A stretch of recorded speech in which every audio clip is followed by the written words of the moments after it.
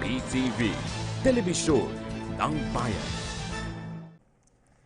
Samantala, kamustahin muna natin ang paghahanda para sa First Mindanao Summit sa Davao City. Live mula sa Davao, ang ating kasamang si Marita Muahe. Marita. Ralph, kasalukuyang nga ginagawa dito sa Davao City ang kauna-unahang Mindanao Sultanate Summit on Peace and Security.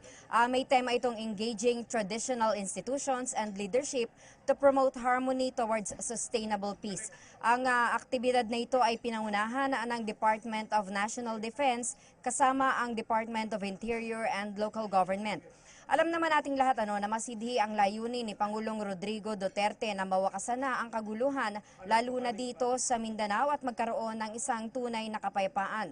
Sa pamamagitan ng summit na ito, nagsama-sama ang mga traditional Muslim leaders para suportahan ang Pangulo laban sa ekstremismo.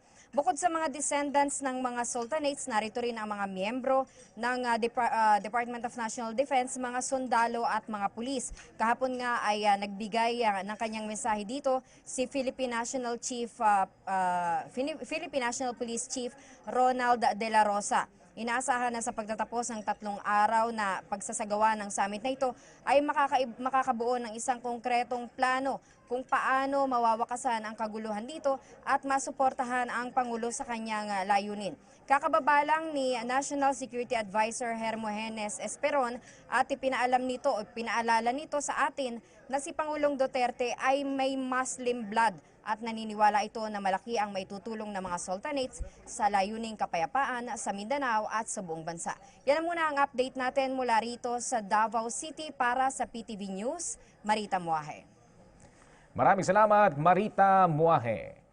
At yan ang mga pinakamainit na balita sa mga oras na ito. Manatiling updated gamit aming social media sites. I-like lamang po ang aming PTV Facebook page ay follow kami sa Twitter at PTVPH. Ako po si Ron Fomina. Magandang tanghali.